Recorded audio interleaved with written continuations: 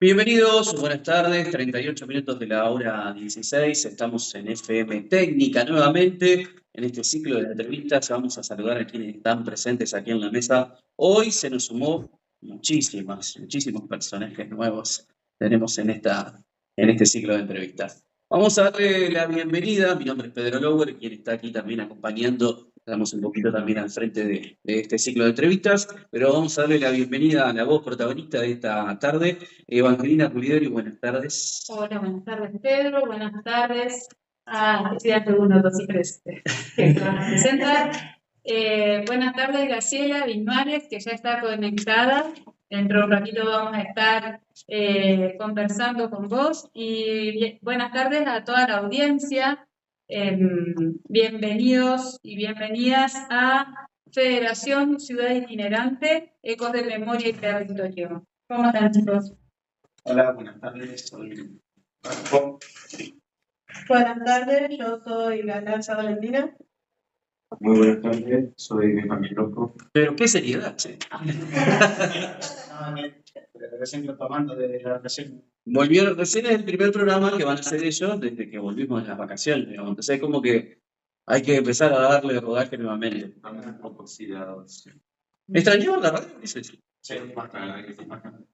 Bueno, y Eva, vale que se suma ahora. Es un primer programa, ya está nervioso un poquito. Bueno, hoy, ¿qué tenemos para hoy, Evangelina? ¿Qué tenemos para hoy? Bueno, vamos a retomar lo que venimos conversando. Este sería el programa 3, es el segundo en Radio Técnica. En el medio tuvimos un programa el sábado pasado, el sábado pasado en Radio Paisaje. En el programa 1 estuvimos con el profesor Carlos Quirós, que estuvimos conversando con él sobre su visión y sobre su presentación que va a hacer este fin de semana en Federación de su libro Ciudad Docente, el concepto de ciudad docente y esta idea de que somos esto porque fuimos aquello.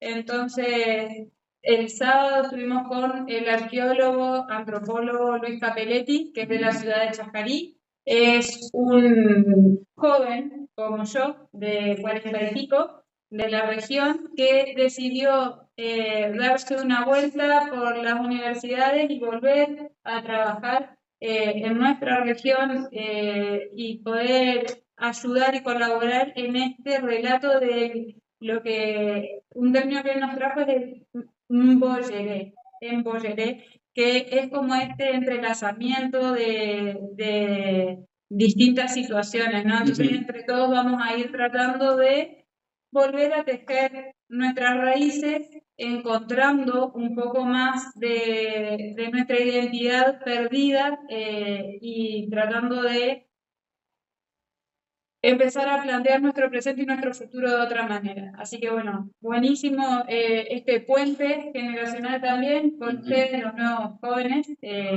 y ojalá que de este ciclo podamos continuar reescribiendo nuestra historia. Exactamente. Chicos, hoy ustedes tienen un texto por ahí para compartir con nosotros. Después vamos a hablar un poquito sobre el contexto también a nivel nacional que tuvimos ayer en las aulas. En este momento, Evangelina, estuvimos trabajando en las aulas con esta Semana de la Memoria. Recordemos que el 24 de marzo se cumplen los 50 años de la última dictadura militar. Entonces, estuvimos haciendo trabajos en ese sentido en las aulas y bueno, prácticamente todos los profes sociales de la escuela también recordando estas fechas y haciendo actividades con los distintos grupos. Así que también vamos a hablar un poquito de eso. Después, si podemos meter ahí un gancho de algo de historia de ese momento para también ir mechando todo lo que tenemos para trabajar. Pero bueno, ya estamos en contacto. Ya estamos en contacto con Graciela. ¿La traemos? ¿La invitamos? Sí.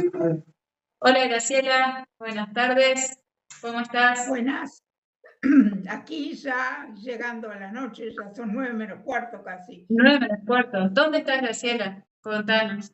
Yo estoy en un pueblo que se llama Jun, J-U-N, Jun, en la provincia de Granada.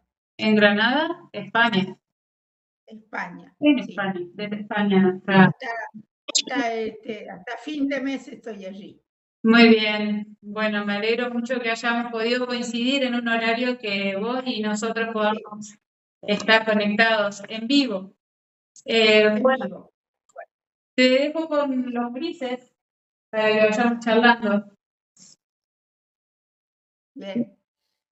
Mientras tanto, si quieren, también me gustaría introducirle quién es Graciela Viñuales, la arquitecta, doctora Graciela Viñuales, y por qué, cómo se dio el contacto también, porque con Graciela pertenecemos a una red, que es la Red ProTierra Argentina, y hace unos años después de haber estudiado y leído los apuntes sobre nuestra ciudad, documentos de construcción con tierra, distintos, tuvimos la suerte de coincidir y el año pasado nos visitó Graciela para el aniversario de los 50 años del Museo de los Asentamientos, que, bueno, es una obra en la que ella estuvo involucrada y tuvimos la oportunidad de recorrer la ciudad nuevamente con Graciela, de estar en el museo, de que ella pueda ver después de tantos años su obra,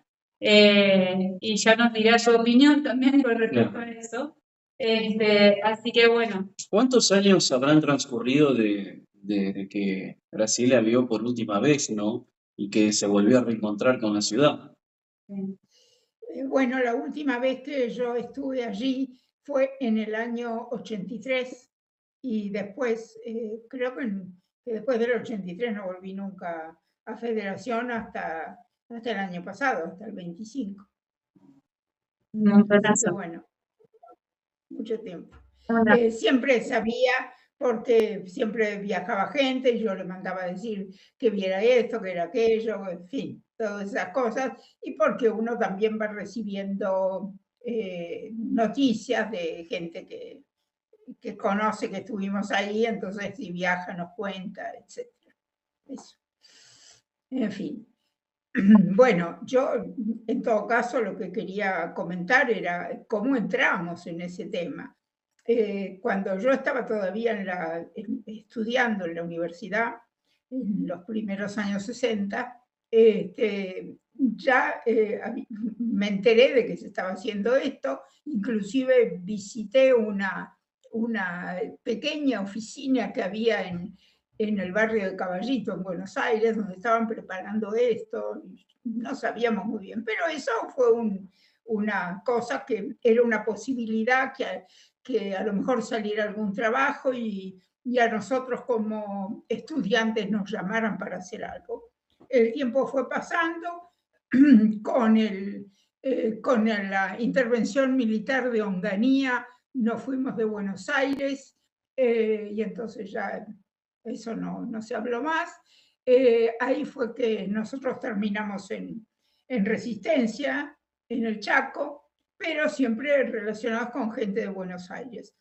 En un momento, el año 77, yo acababa de llegar de haber estado 2 años y medio en el Perú trabajando en restauración, que un ex compañero mío de facultad estaba en la CTM y me comentó cómo era el tema del pueblo de Federación y todo eso, y que estaba esta capilla de la época de Urquiza, que si bien no se usaba como capilla, era siempre un punto importante dentro del pueblo, y me iba diciendo un poco cómo iban a ser las cosas que se iban a llevar a cabo. Esto era, como les digo, en el 77, finales del 77.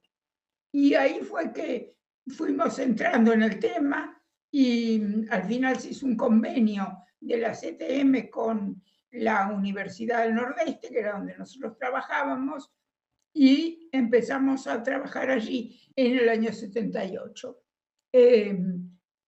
Ahí fue que organizamos y definimos que íbamos a hacer 3 tipos de trabajos. Una era el desarme y el rearme de la capilla en la nueva federación, otra era recoger elementos interesantes de lo que quedaba en la casa, desde azulejos, rejas, pedazos de mármol, farolas, hasta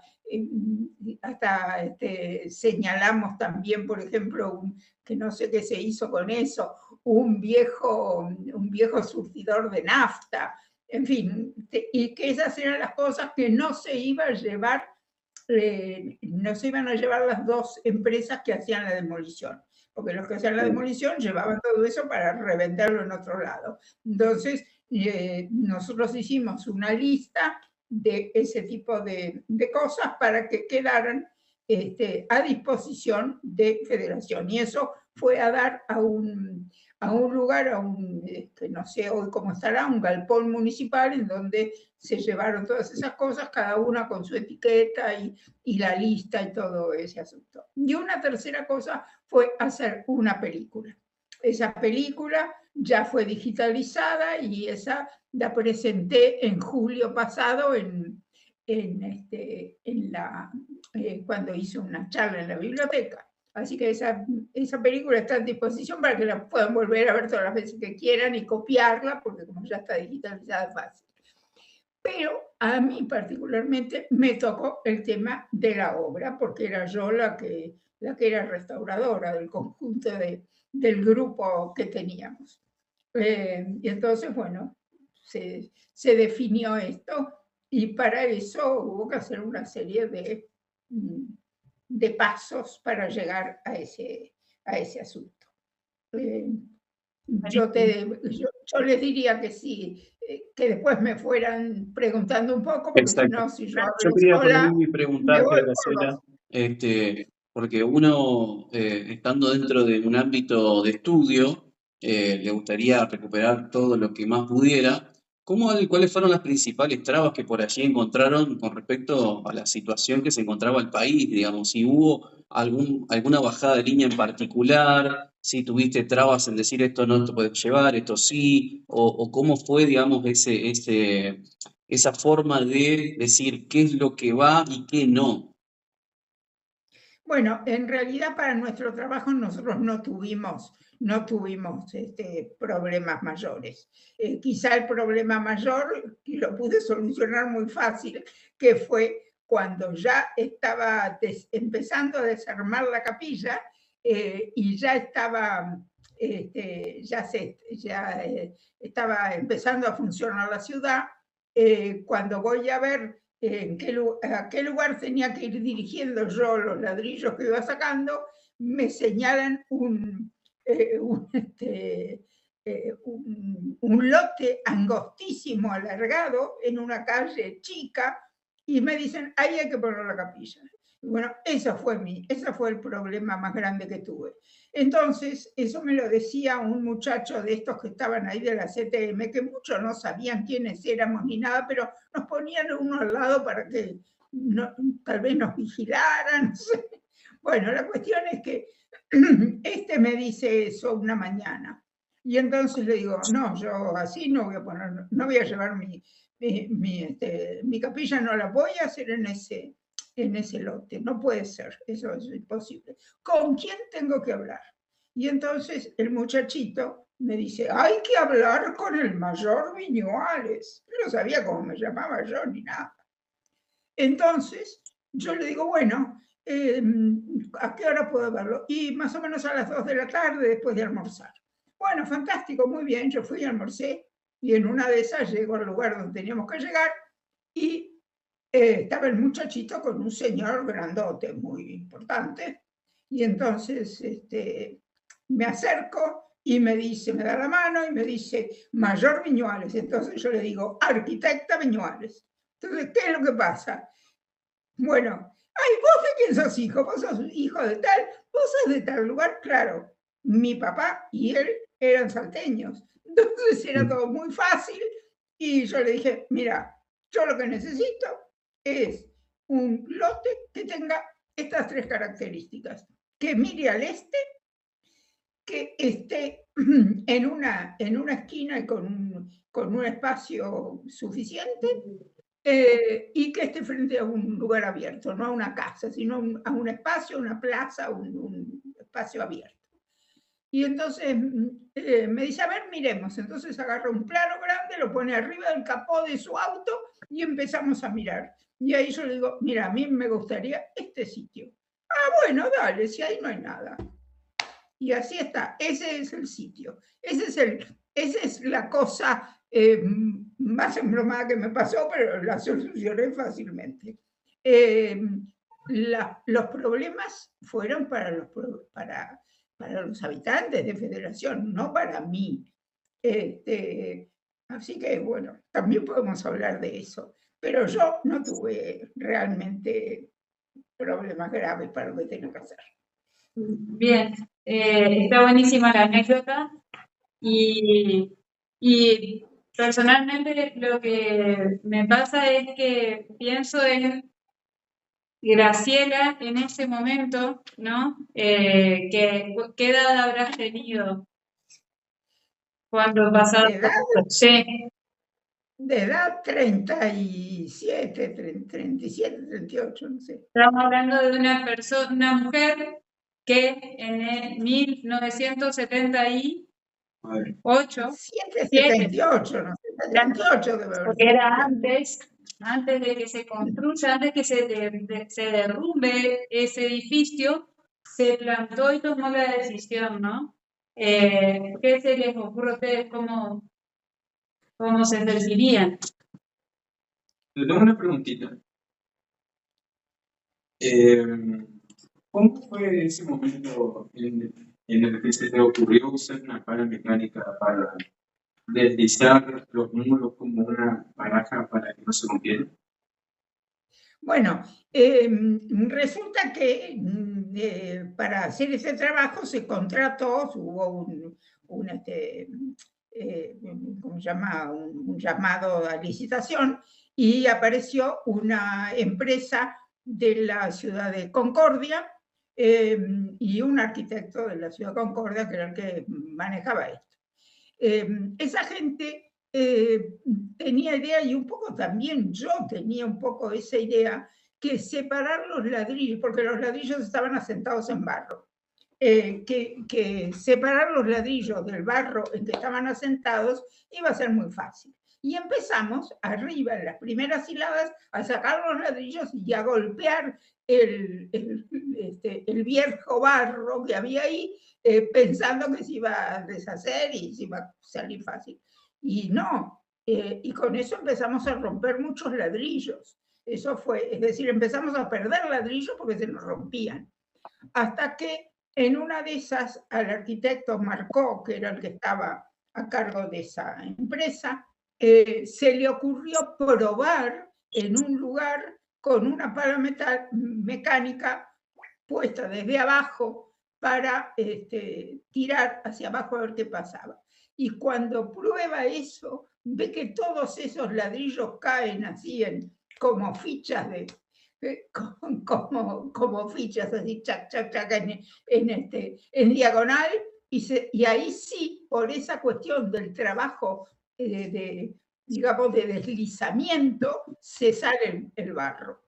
Entonces, ahí vimos que se podía romper algún ladrillo abajo o alguna cosa, pero que todos los demás se podían recuperar perfectamente. Lógicamente, eso llevó un tiempo bastante largo después de limpieza de cada uno de esos ladrillos, de guardado, de traslado, etc. Pero ya no se perdió el tiempo en separar el ladrillo del barro, y además no se rompieron muy poquitos ladrillos en la parte de abajo. Qué bueno.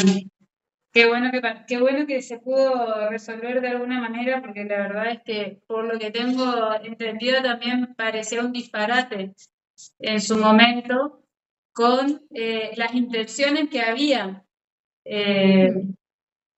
¿Cómo venimos? ¿Alguno tiene alguna consultita?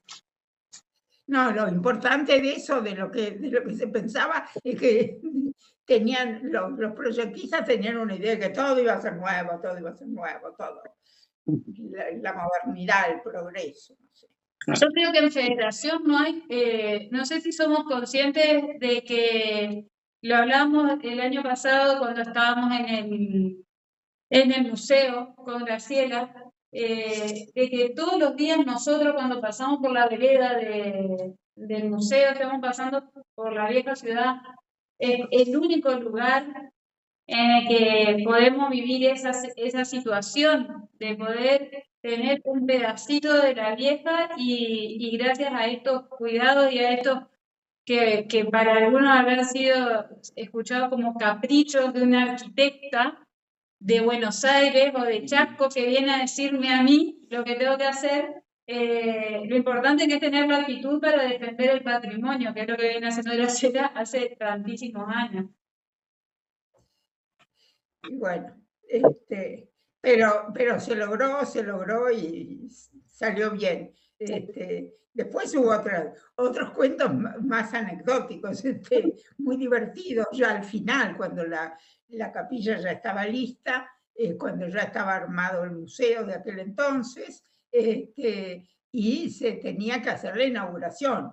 Ahí yo no estuve porque yo estuve con algunos problemas de salud bastante embromados, y no pude estar en esa ocasión. Pero el asunto es que se tenía que inaugurar eso y ahí estaba el busto de Artigas y entonces se llamó a la banda de Chajarí para que tocara el himno y no sé qué marcha, y sobre todo el himno nacional.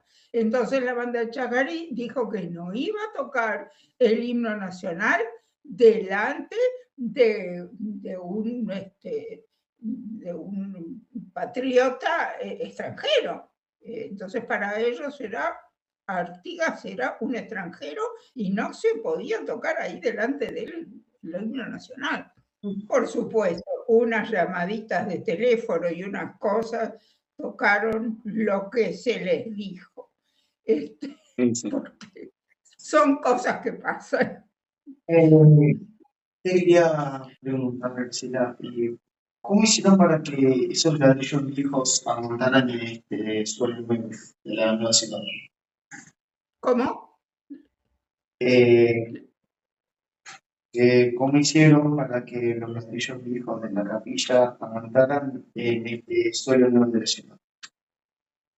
Bueno, lo que pasa es que nosotros tuvimos que agregar ladrillos también. En las partes más altas del edificio se va a encontrar que hay ladrillos más nuevos. Los ladrillos eran de muy buena calidad, muy antiguos, pero habían sido cuidados y es decir, no habían tenido mayores problemas a lo largo de su vida. Lo que sí, nosotros vimos que el suelo tenía arcillas expansivas.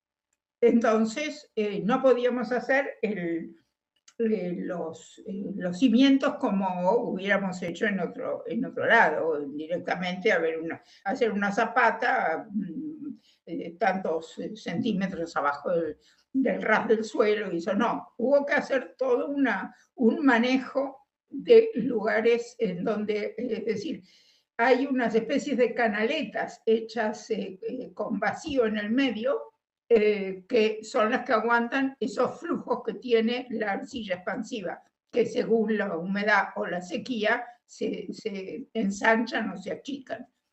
Para eso usamos parte de esos, algunos ladrillos se usaron en eso, con lo cual a nosotros se nos hizo necesario a partir de los 2 metros más o menos, o 2 metros 20, tener que agregar ladrillos nuevos. No sé, como siempre en estas cosas, lo importante es no mezclar, es decir, se hace todo lo que se puede con un tipo de ladrillo y cuando se llega a una cierta altura se empieza con otro, para que no haya problemas de que después no coincidan las juntas o cosas por el estilo. Pero los ladrillos viejos se portaron perfectamente. Claro, y Graciela, yo también te quería hacer una pregunta, porque como te había dicho, te había peleado por la orientación de la capilla. Los planos querían que mirara al norte, pero usted insistió en que mirara al este, hacia el río. ¿Es verdad que gracias a eso la gente al entrar hoy al museo siente que está de nuevo en la vieja Federación? Bueno, lo cierto es que cuando estábamos trabajando ya al final, ya estábamos casi terminando de poner todos los elementos de exposición en su lugar, gracias, estamos ya casi cerrando, un día llegó una gente que entregó, es decir, llegaban algunas personas que llevaban cosas para que quedaran en el museo, que no eran las originales del museo ni las que nosotros habíamos pensado y todo, pero la gente se entusiasmó y acercó cosas. Una de esas personas que llegó, un señor, era un día que hacía un calor bárbaro, entonces teníamos todas las persianas cerradas y eso para que no pegara el sol.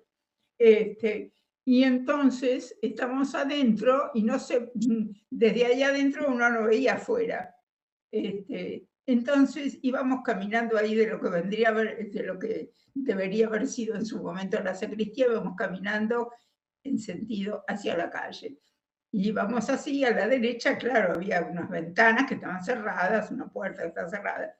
Y este señor nos dice, ay, ustedes no saben, yo estoy pensando que si abro esa ventana me veo la casa de no sé quién y la cancha tal y no sé qué cosa. Dice, ay, estoy en el mismo sitio, Entonces, bueno, todo eso para nosotros fue realmente una alegría ver que nuestro trabajo había contribuido a una parte de la alegría de la gente, que eso es lo que se iba perdiendo, la alegría. Bien, con respecto a eso, supongo también, y capaz que no, pero tu estado de salud capaz tenía que ver con todo lo que estabas viviendo emocionalmente, porque debe haber sido muy fuerte tener que atravesar ese duelo, ¿no? Que se estaba viviendo a diario. No sé, uno Sí, pero yo no tenía, mi problema de salud de ese momento no tenía que ver con eso. A lo mejor me podía llenar un poquito más, pero el problema era el de la gente. A mí lo que me impresionaba era que cuando se empieza a preguntar a la gente y hacer el censo de las personas que hay y cómo son las familias y todo el cuento, es en octubre del 74, cuando se hace ese pedido para que la gente defina cuál es el lugar al que quiere llevar la nueva ciudad. Y ahí entonces empiezan 2 o 3 cosas raras. La primera es que la gente pide este lugar, en donde está la nueva federación, pide ese lugar porque era un lugar como una loma llena de árboles. Entonces pide ese lugar y eso lo respetan. Pero lo respetan para poner la ciudad ahí, pero lo primero que hacen es cortar todos los árboles, como era todo prefabricación pesada y tenían esas máquinas impresionantes, los árboles eran una molestia.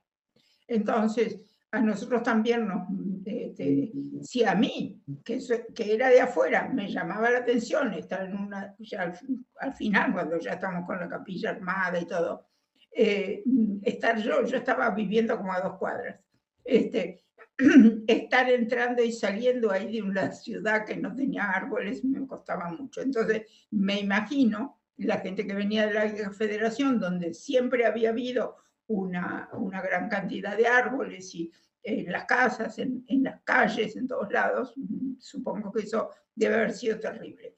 Pero lo peor de todo es que todos estos censos que se hicieron, que se tomaron nota de cuántas personas eran, de qué edad tenían, que esto, que lo otro, se les preguntaron cosas, pero todo eso fue a lo que hoy podríamos llamar una planilla Excel y una inteligencia artificial.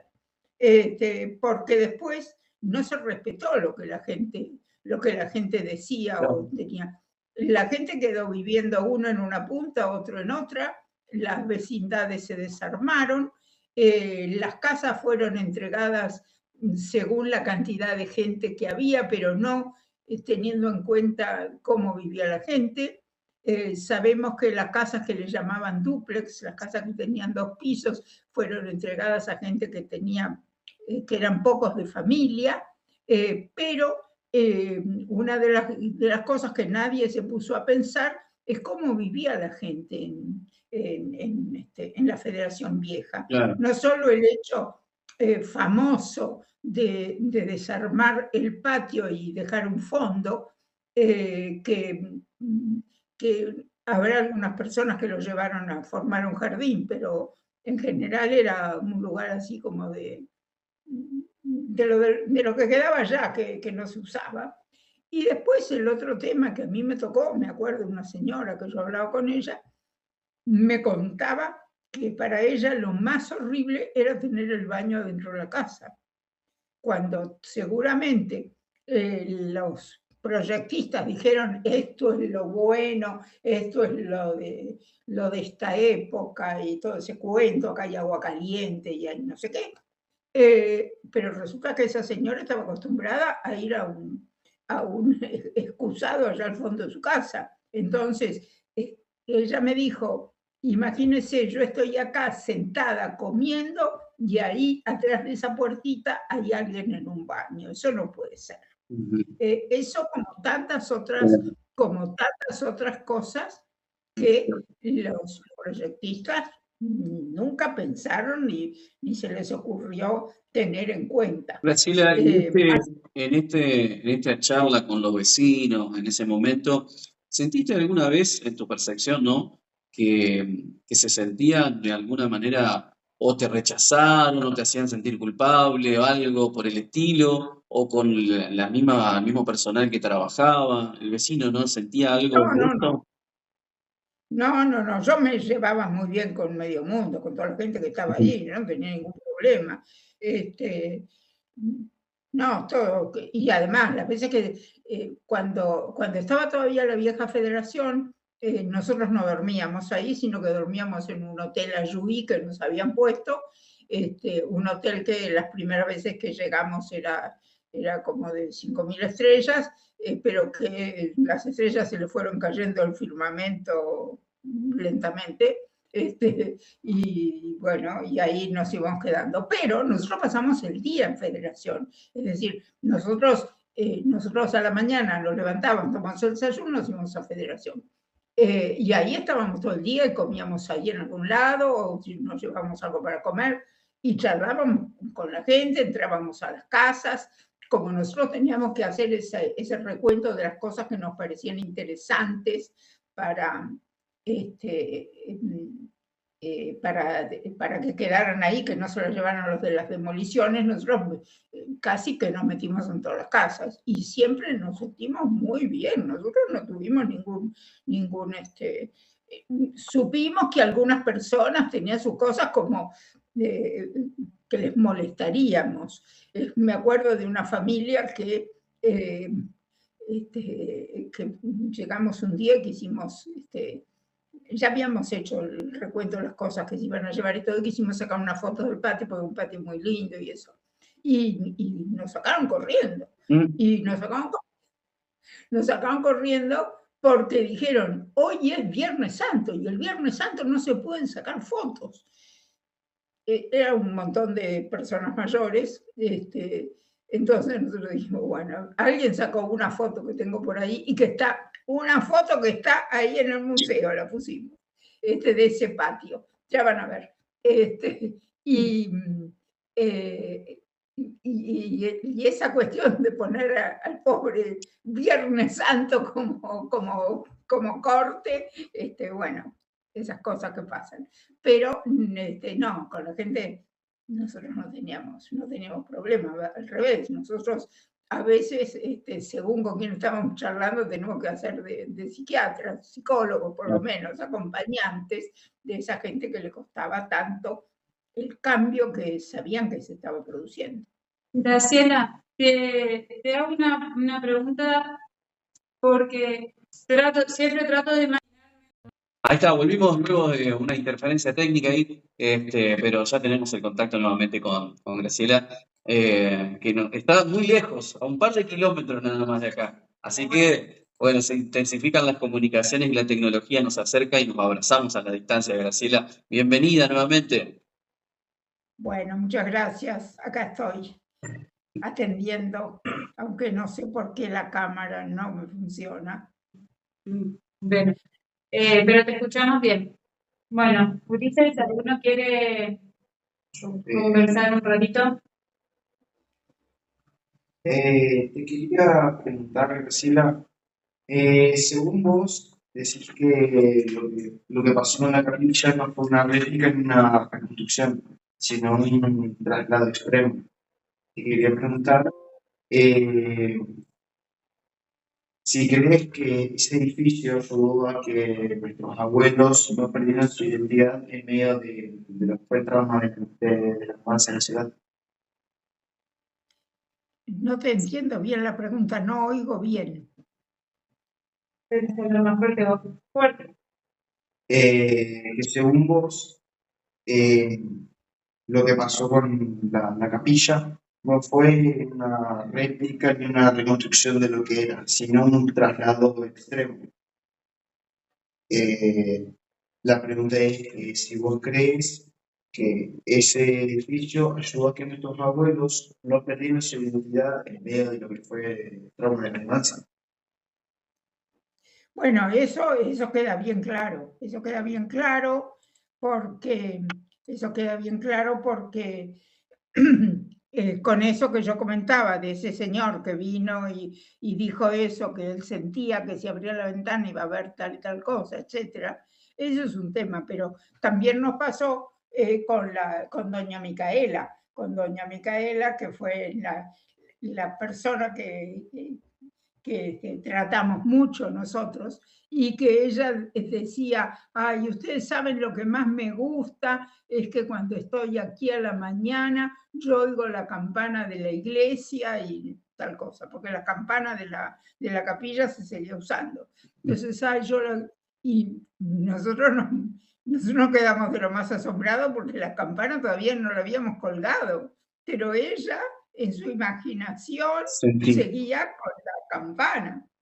Entonces, eso, es decir, el haber trasladado la capilla, yo creo que ha sido una ayuda, digamos, para esa nueva etapa de la federación. El caso de doña Micaela era bastante fuerte porque ella en realidad de chica había vivido en Mandisoví.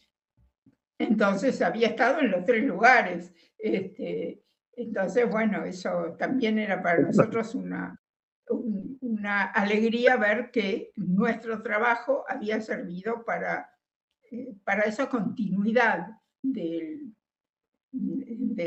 traslado, digamos, ¿no? Qué bueno.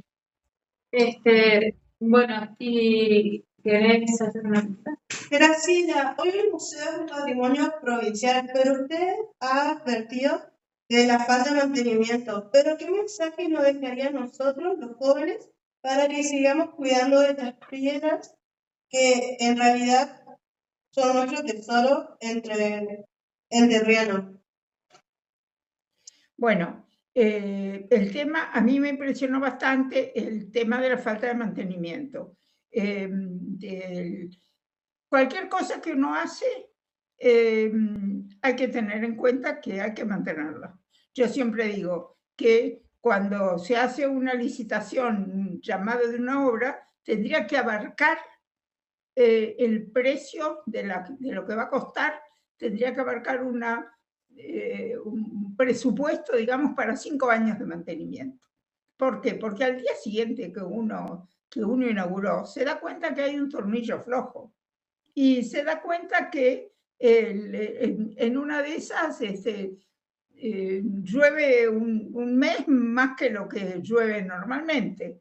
O viene alguien y hace tal cosa y rompe algo, es decir, siempre hay que hacer mantenimiento. Como me decía una arquitecta italiana, muy mayor, mucho mayor que yo, me decía, si todos los días nos levantamos y nos lavamos los dientes, Una casa también, todos los días hay que estar manteniéndola.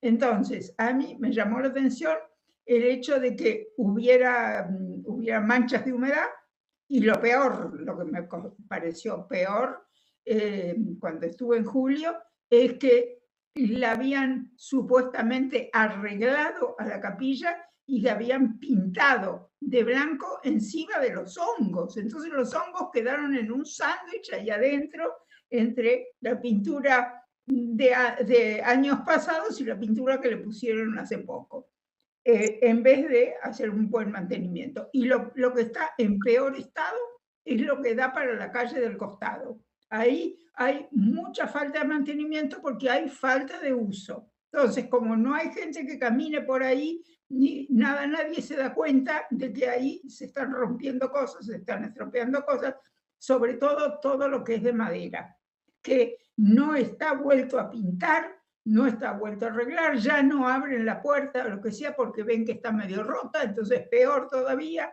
Entonces, cuando estuve yo en julio, le mandé al encargado de la parte de cultura del museo, del municipio, un informe de cómo estaban las cosas y unas recomendaciones para que se hicieran algunos trabajos. De julio hasta acá, no sé si se han hecho, si han tenido en cuenta o lo que fuera, pero a mí siempre que voy a algún lugar y veo cosas, siempre, a mí no me pagan el informe, pero yo lo hago, porque me parece que es lo que puedo contribuir. Eso es lo que yo te iba a preguntar, Graciela, que después de tantas obras y de recuperar, es como que empezás a sentir las propias, ¿no? Es como que es algo que es parte tuyo, porque venís acá y la ves y te trae todos esos recuerdos y te sentís parte de ya esa construcción. Bueno, cada vez que yo me meto en un trabajo, lo veo como algo mío y bueno, y me pasa eso. Me encariño con la cosa y siempre me gusta que esté bien. Bueno, ojalá que esta conversación yo creo que se convierta en un puente también con la escuela. Esta escuela tiene materias que podrían aplicarse tranquilamente en la restauración del edificio del museo, ¿no? Yo creo que estaría... Hay una profe nueva, me comentaron, que puede también... Hay una profe nueva con ganas de recuperar los anclajes, por ejemplo, y estaría bueno que nos puedas visitar de nuevo, no sé si en julio, pero cuando ya te hayas recuperado y hayas vuelto de tu viaje, estaría bueno que podamos seguir y que podamos hacer la implementación de estas recomendaciones que son para la vida, ¿no? Me parece que todos tendríamos que ocuparnos un poco de nuestro cuerpo y nuestra piel que sigue, que son las viviendas, las escuelas, los espacios que habitamos. Sí.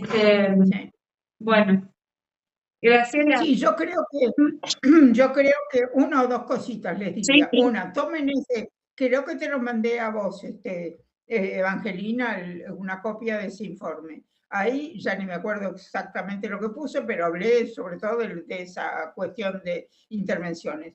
Pero creo que también hay otra cosa que habría que buscar, y es que haya realmente al frente de la institución alguien que esté capacitado para estar al frente de la institución, no que sea alguien que por una cuestión política o porque una cuestión de que bueno, no va a dar clase más a la escuela porque no sé qué, porque está afónico y entonces le duele la garganta cada rato, entonces en vez de estar hablando, lo mandan a un lugar donde se habla menos.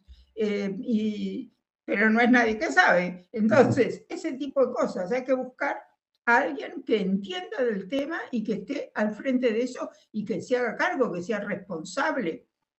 No es para estar ahí, abrir la puerta y pasar un plumero, es para que eso esté bien armado y que tenga actividades. No puede ser un lugar lleno de cosas y que se dé una vuelta y miren las cosas. No, tiene que haber actividades ahí. Para cómo tienen tremendo jardín donde se podrían hacer montones de cosas y no se está aprovechando.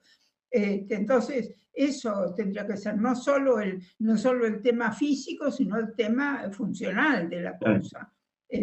Ahora, en cuanto al tema físico, lo que sería lindo que en la escuela técnica hubiera algún grupo de gente que aprendiera un poquito digamos así, las reglas de la restauración y de la más que de la restauración, de la conservación. Sería bueno que hubiera un grupo que pudiera encargarse de eso, porque no es cuestión de cuando hay una cosa despintada pintarla, sino saber primero la causa por la que está despintada y después saber cuáles son las técnicas apropiadas para estar trabajando sobre una cosa que ya tiene unos cuantos años de hecha. Entonces, sería bueno que la escuela técnica tuviera un grupo para hacer eso, para estudiar eso. Exactamente. Lo que acabas de hacer es como marcarnos la diferencia entre restauración y conservación, que muchas veces se confunden, ¿no? Y ahí la dejaste clara. Y que nos marcó el camino porque es una tarea y un desafío para la escuela. Sí. Ya que estamos acá, ya que empezamos, digamos, dimos este puntapié inicial de este programa que nació de tu interés, Evangelina, y que ahora ya estás acá dentro de la institución, es como un camino a seguir para en el futuro poder hacer lo que Graciela nos está marcando. Sí, bueno, como novedad te cuento, Graciela, que después de tu paso se tomó la decisión de designar a un director del museo, que es José Ramírez, que está desde el año pasado y la verdad que está haciendo un gran trabajo. Lleva mucho esfuerzo poner en orden ese espacio. Toda la gente que trabaja en el museo, que siempre trabajó ahí, hay un equipo muy, muy comprometido, pero bueno, la falta de presupuesto hace estragos en la obra pública. Y bueno, este fin de semana, aparte entre todas las actividades que va a haber en conmemoración a los 50 años de el golpe cívico-militar de Argentina y los 47 de nuestro traslado, va a haber una muestra que empieza mañana 21, del 21 creo que al 30 de marzo, en el museo, una muestra fotográfica que está buenísima, que organizó el personal del museo. Van acá, tocó el timbre, como la semana pasada, está un mar de gente. Y bueno, va a haber también actividades en Poblarte, Poblarte Federación, que es el centro cultural que está en el centro, en San Martín, el 25 de marzo. Ojalá que pronto le cambien el nombre. Y a la calle, no a Poblarte. Y que van a hacer la presentación del libro de Cacho Quirós, y también va a haber el 24 actividades en Poblarte con músicos, artistas invitados. Vamos a hasta la murga ronda la chancha. Hasta la murga ronda la chancha, sí, gente que chilla. Y bueno, esperamos que todos y todas se acerquen, los gurises también, las esperamos por allá. Tenemos también la muestra Violencia en el Espacio, que la pudimos conseguir de nuevo, así que la vamos a estar exponiendo en Poblarte y probablemente también en el museo unos días. Y bueno, Graciela, muchísimas gracias. La verdad que ha sido un gusto escucharte de nuevo y esperamos tenerte este año por acá de nuevo, ¿vale? Bueno, ya veremos si puedo ir, porque este año viene muy cargado de actividades. Bueno. Pero bueno, ya veremos. Muchísimas gracias por haberme invitado. Yo siempre en Federación, hay un pedacito de mi corazón metido en Federación, o de Federación metido en mi corazón. Así que ahí estamos. Bueno, saludo un abrazo grande y sigan adelante, sigan trabajando, porque todo lo que se trabaje por la ciudad en la que uno vive y en la que uno está inmerso es bueno. Muchas gracias. Gracias. Bueno, Ulises, un abrazo, hermoso. Salió, chicos. Retomamos otra vez nuevamente el vuelo. La verdad que sí.